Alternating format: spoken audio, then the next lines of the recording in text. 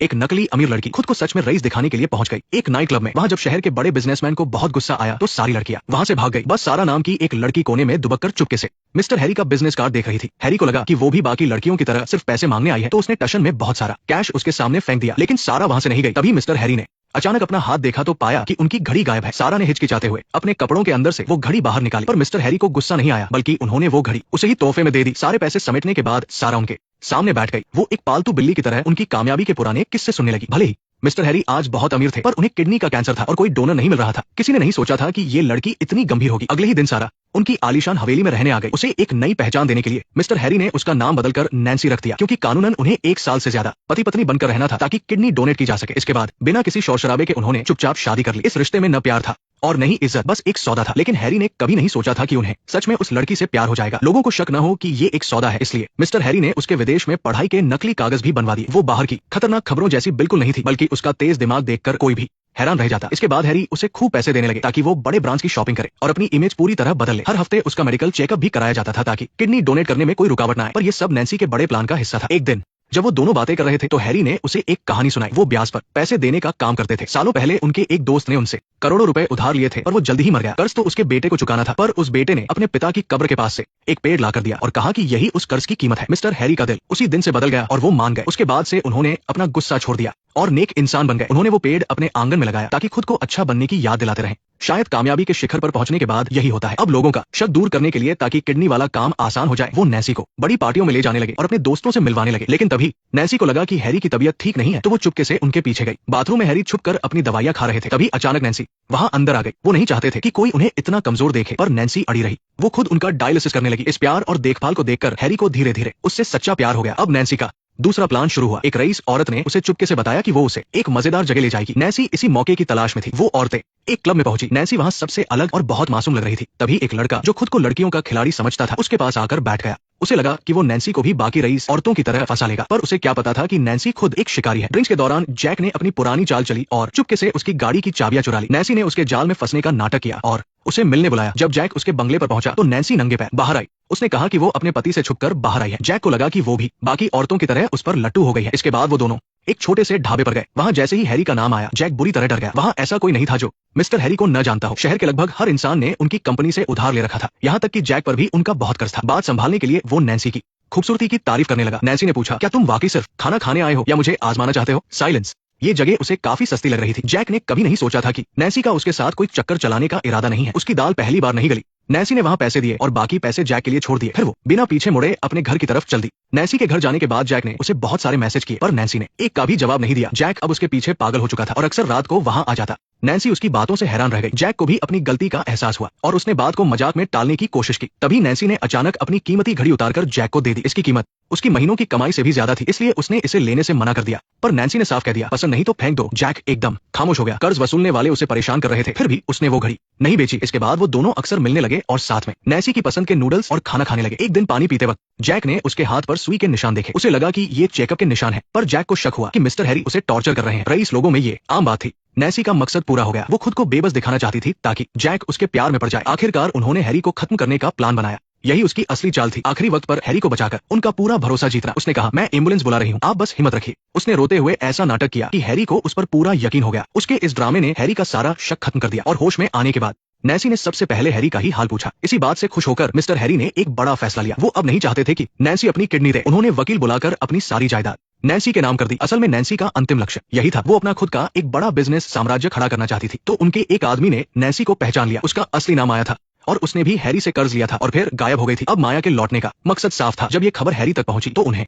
इतना गहरा सदमा लगा कि उनकी जान पर बनाई। नैन्सी को पकड़ लिया गया और उस पर पेट्रोल डाल दिया गया। अब हैरी के एक इशारे पर नैन्सी यानी माया का वजूद हमेशा के लिए खत्म हो सकता था। पर हैरी की कमजोरी ये थी कि वो उससे प्यार कर बैठे थे। मैंने आज तक कुछ नहीं हारा, पर तुमने मुझे धोखा क्यों दिया? कियारा ने कभी नहीं सोचा था कि इस कहानी का अंत ऐसा होगा। उसे उम्मीद नहीं थी कि सब कुछ सामने आने के बाद भी मिस्टर खन्ना उसे माफ कर देंगे। इस फैसले ने कियारा की बची कुची हिम्मत भी तोड़ दी। वो कभी जी तोड़ मेहनत करती थी, लेकिन कंपनी ने उसका इतना शोषण किया कि वो भारी कर्ज में डूब गई। जब उसे कोई रास्ता नहीं सूझा तो उसने अपनी जान देने की कोशिश की, पर आखिरी पल में उसे एहसास हुआ और उसने बदला लेने की ठानी। वो मार्ज ग्रुप को खत्म कर अपना खुद का साम्राज्य खड़ा करना चाहती थी, लेकिन मिस्टर खन्ना की शराफत ने उसे इंसानियत पर दोबारा यकीन दिला दिया। आखिरकार मिस्टर खन्ना की जान बच गई, क्योंकि कियारा का दिल पसीज गया था। उसने अपनी एक किडनी मिस्टर खन्ना को दान कर दी। तुमने अपनी किडनी मुझे क्यों दी? अगर मैं मर जाता तो तुम्हें सब कुछ मिल जाता। शायद वो पूरी जायदाद हड़पना चाहती थी। मैंने बस थोड़ा इंतजार किया, पर अब लगता है कि उसे ज्यादा इंतजार नहीं करना पड़ेगा। इसके बाद कियारा वहाँ से गायब हो गई। उसने एक पैसा भी नहीं लिया, बस उस देवदार के पौधे को अपने साथ ले गई। मिस्टर खन्ना बताते हैं कि इस पौधे की कीमत 100 करोड़ के कर्ज के बराबर थी। असल में कियारा और उनके बीच का सौदा भी 100 करोड़ का ही था। ये पौधा मिस्टर खन्ना की जिंदगी का नया मोड़ था और अब यही कियारा की जिंदगी बदलने वाला था। वो अपना पुराना सूटकेस लेकर भारी बर्फबारी के बीच निकल पड़ी। अब उसने सारा के नाम से अपनी तीसरी पहचान बनाने का फैसला किया, क्योंकि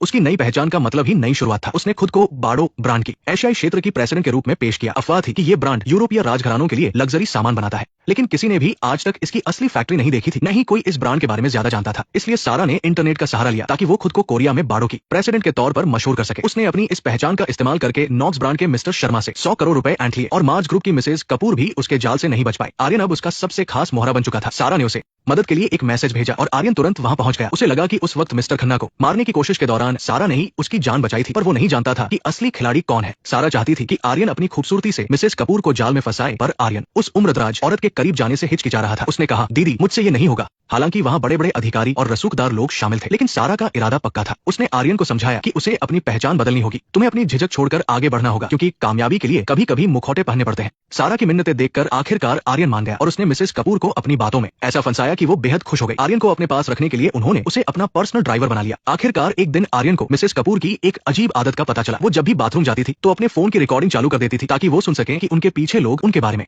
क्या बुराई कर रहे हैं। आजकल फैशन की दुनिया में हर तरफ सिर्फ बाड़ो ब्रांड की ही बातें हो रही थी। हर कोई बस इसी के बारे में चर्चा कर रहा था। मिसेस कपूर ने भी पहली बार इस ब्रांड का नाम सुना और आर्यन से कहा कि वो उन्हें वहां ले चले। ये बिल्कुल सारा की योजना के मुताबिक था। उसने जानबूझकर दवा देकर मिसेस कपूर की तबीयत खराब कर दी। फिर जब उन्हें उल्टी हुई तो सारा ने अपने सबसे महंगे बैग में उसे झेल लिया। ये सब आर्यन की मदद से हुआ था। सारा ने बहुत ही शालीनता दिखाई और बिल्कुल भी नफरत नहीं की। इस बात ने मिसेस कपूर का दिल जीत लिया। जब वो बाथरूम गई तो सारा ने जानबूझकर वहां अपना फोन छोड़ दिया। फिर एक वेटर वहां आया और मिसेस कपूर की बुराई करने लगा। सारा ने तुरंत मिसेस कपूर का पक्ष लिया, जिससे वो सारा की और भी मुरीद हो गई। अगले दिन मार्ज ग्रुप की मैनेजर पार्टनरशिप का प्रस्ताव लेकर आई, लेकिन वो बहुत घमंडी थी। उसे जरा भी अंदाजा नहीं था कि उसके सामने खड़ी सारा कभी उसकी जूनियर हुआ करती थी। उस वक्त उसका नाम कियारा था। सारा ने उसे पूरी तरह नजरअंदाज कर दिया, जिससे वो मैनेजर काफी चिढ़ गई और सारा को परेशान करने लगी। सारा ने उसे ताना मारते हुए कहा कि तुम अभी इस ब्रांड के लायक नहीं हो। मैनेजर ने प्रॉफिट शेयरिंग की बात छेड़ी, क्योंकि मार्ज ग्रुप इलाके की सबसे बड़ी कंपनी थी। उनका मानना था कि अगर मार्ज ग्रुप साथ जुड़ जाए तो ब्रांड की साख बढ़ जाएगी और बिक्री की चिंता नहीं रहेगी। लेकिन सारा ने साफ मना कर दिया, क्योंकि वो कमीशन को कम से कम रखना चाहती थी। ये तो बस बातचीत का पहला दौर था। मैनेजर ने बढ़ा चढ़ाकर ये बात मिसेस कपूर को बताई,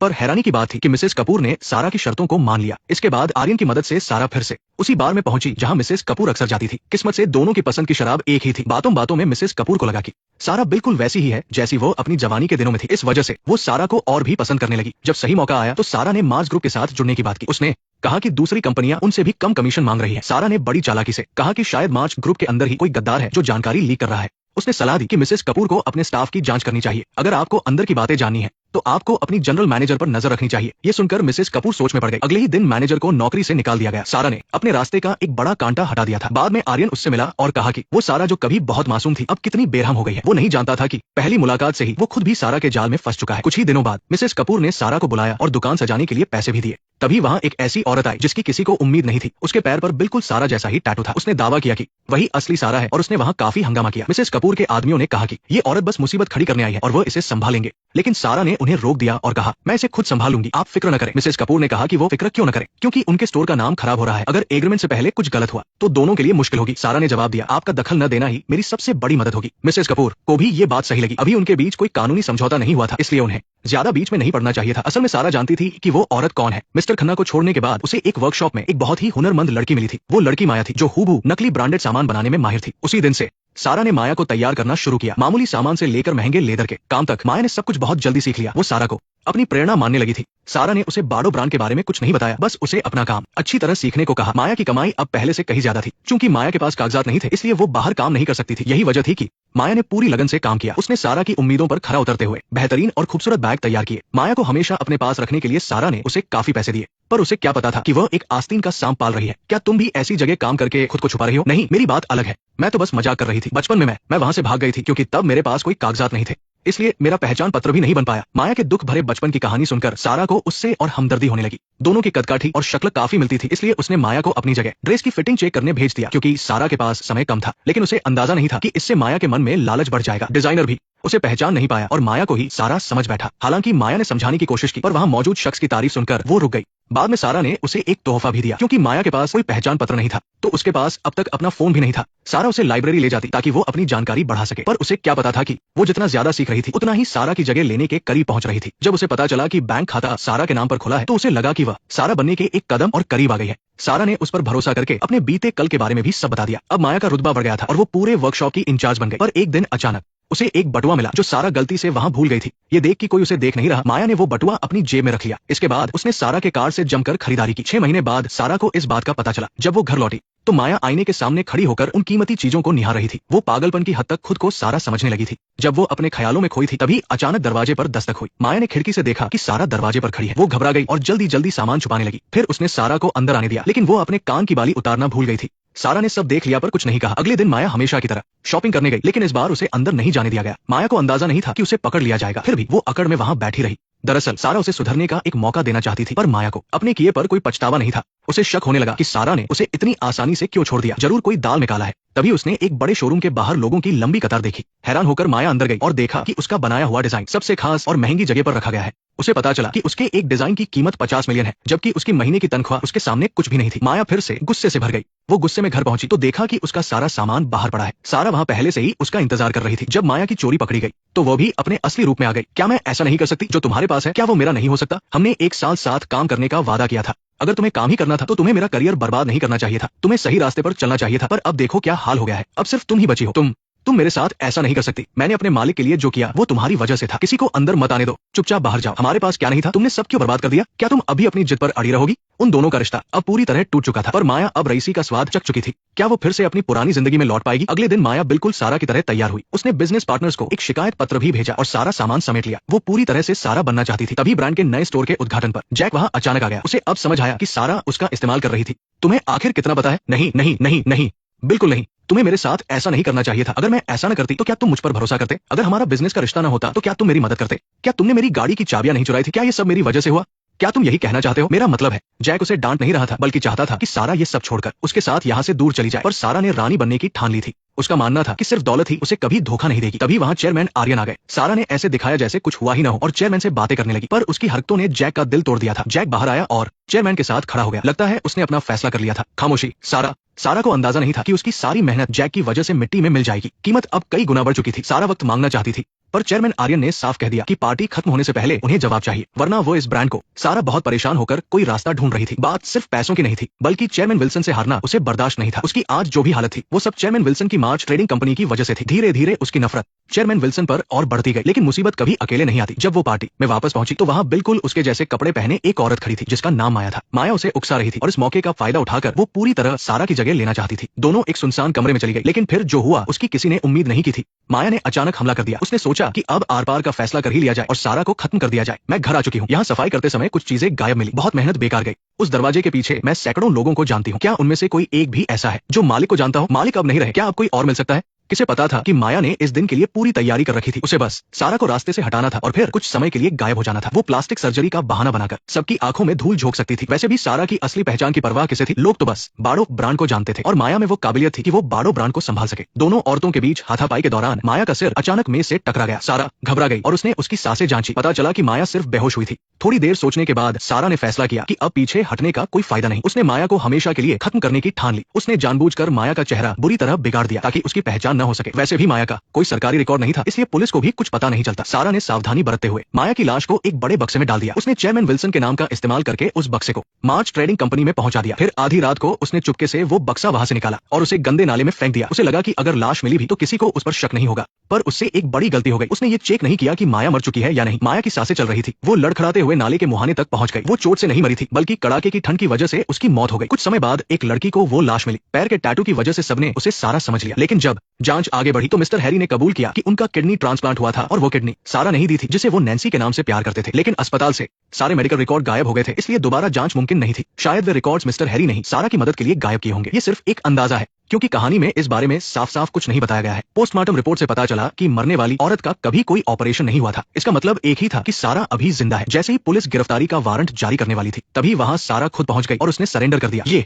उसकी पहचान का तीसरा बड़ा बदलाव था। पिछले कुछ समय से मैंने पुलिस को गुमराह किया और सारा को फंसाया। मैंने अपनी जांच से सारा के खिलाफ पुख्ता सबूत जुटाए। सारा ने अपना चेहरा खराब कर लिया था और खुद को समुद्र में छिपा लिया था। उसने सारा को मार दिया और अब मैं सारा बनकर जी रही हूँ। मैं अपनी गलती मानती हूँ और हर सजा के लिए तैयार हूँ। मैं बस उन कमियों का फायदा उठाना चाहती थी जहाँ अपराधी की पहचान मुश्किल हो। अगर सारा को बेगुनाह मान लिया जाता तो डुबा धोखाधड़ी का मामला भी बिना किसी कार्रवाई के खत्म हो जाता। मर्डर केस साबित करना ही सबसे बड़ी चुनौती थी। उसका अचानक जुर्म कबूल करना ऑफिसर पीटर को भी उलझन में डाल गया। असल में सारा बाड़ो ब्रांड को बचा रही थी। अगर सबको लगता कि सारा मारी गई है तो दुनिया की सहानुभूति उसके साथ होती और बाड़ो का बिजनेस और बढ़ता। इसके उलट अगर ये पता चलता कि सारा एक कातिल है तो बाड़ो ब्रांड एक अपराधी का बिजनेस बन जाता। उसकी बरसों की मेहनत मिट्टी में मिल जाती। इसलिए उसने अपनी पहचान बदलकर खुद को माया बताया, क्योंकि आखिरी वक्त में मरने वाली औरत की मौत ठंड से हुई थी तो उस पर सिर्फ मारपीट का केस बनता, मर्डर का नहीं। इस तरह बाड़ो ब्रांड भी बच गया और उसे एक नई पहचान भी मिल गई। उसे जेल में भी पूरी जिंदगी नहीं गुजारनी पड़ेगी। एक तीर से तीन शिकार। ऑफिसर पीटर धर्म संकट में फंस गए। अगर वे माया के मारपीट वाले बयान पर केस बंद करते तो उसे ज्यादा से ज्यादा 10 साल की सजा होती। लेकिन अगर सारा पर मर्डर का केस चलाते तो पुरानी सारी जांच रद्द करनी पड़ती और नए सबूत ढूंढने पड़ते और उसे पकड़ पाना मुश्किल भी हो सकता था। क्या आप मुझे बेगुनाह मानकर छोड़ देंगे या मुझे कालकोरी में डाल देंगे? आखिरकार ऑफिसर पीटर ने केस बंद करने का फैसला किया और गिरफ्तारी के कागजों पर माया का नाम लिख दिया। अब इस दुनिया में सारा नाम की कोई औरत नहीं रही। जब माया पुलिस स्टेशन से बाहर निकली तो जैसा उसने सोचा था वैसा ही हुआ। लोग सारा के लिए इंसाफ मांग रहे थे। इससे बाड़ो ब्रांड की इज्जत और ज्यादा बढ़ गई। आखिर में माया को 10 साल की सजा हुई। जेल के कपड़े पहनते वक्त उसके शरीर पर सर्जरी का निशान दिखा, जिससे साबित हो गया कि वही असली सारा थी जिसने किडनी दान की थी। ऑफिसर पीटर को तरक्की मिली। वे एक बार फिर माया से मिलने पहुंचे और एक दोस्त की तरह आखिरी बार बात की। सारा का अंतिम संस्कार बिना किसी शोर शराबे के कर दिया गया। पुर्तगाल में अब भी सब कुछ वैसा ही चल रहा है, भले ही मैं वहाँ न हूँ। हाँ, किस्मत अच्छी थी। पूरी दुनिया के खिलाफ खड़ा होना आसान नहीं था। आपको इस धोखाधड़ी के बारे में कैसा लग रहा है? पुलिस ने मुझे पकड़ा, मुझे सजा हुई, मैंने अपने ब्रांड को बचा लिया और मैं जिंदा हूँ। जैसा कि सोचा गया था, यहाँ किसी का नुकसान नहीं हुआ। तो ये धोखा कैसे हुआ? आखिर में मैं बस एक सवाल पूछना चाहती हूँ। ये दुनिया का सबसे आसान सवाल होना चाहिए, पर इसका जवाब इतना सरल नहीं है। माया ने अंत तक अपना असली नाम किसी को नहीं बताया। शायद डायरेक्टर ने दूसरे सीजन के लिए ये राज बरकरार रखा है। शोमैन के चैनल पर आपका स्वागत है। सारा की दोहरी जिंदगी अब तक की सबसे उलझी हुई कहानियों में से एक थी। मैंने इसे अपने तरीके से समझाने की कोशिश की है, जो शायद पूरी तरह सही ना हो, पर मनोरंजन के लिए ठीक है। चूंकि ये कहानी पीछे से शुरू होती है और काफी लंबी है, तो इसके अलावा कोई और अंत मुमकिन नहीं लगता। मेरा मानना है कि सारा का असली नाम मोनिका रहा होगा। उसे अपनी जिंदगी से प्यार था। वो मार्च ट्रेडिंग कंपनी में सेल्स की नौकरी के लिए गई थी, लेकिन एक गलती की वजह से उस पर भारी जुर्माना लगा और वो कर्ज में डूब गई। यहीं से उसकी जिंदगी में अंधेरा शुरू हुआ। आत्महत्या की कोशिश के बाद जब वो बची तो उसने नई शुरुआत की। यहीं उसे अपनी पहली नकली पहचान मिली, मिस्टर हैरी की पत्नी नैसी के रूप में। उसने न सिर्फ अपना कर्ज माफ कराया बल्कि काफी पैसा भी कमाया। हैरी से अलग होने के बाद उसने सारा बनकर बाड़ो ब्रांड खड़ा किया। फिर उसकी मुलाकात माया से हुई। माया ने जब सारा की ऐशो आराम वाली जिंदगी देखी तो वो लालच में अंधी हो गई और सारा की जगह लेना चाही। पर अंत में सारा ने बाजी पलट दी। अपने ब्रांड की इज्जत बचाने के लिए उसने खुद को माया के रूप में पेश किया और कत्ल का जुर्म कबूल कर लिया। हालांकि उसे सजा हुई, पर वो बहुत कम थी और बाड़ो ब्रांड पहले से भी ज्यादा मशहूर हो गया। यही सबसे सही तालमेल बैठता है। अगर आपकी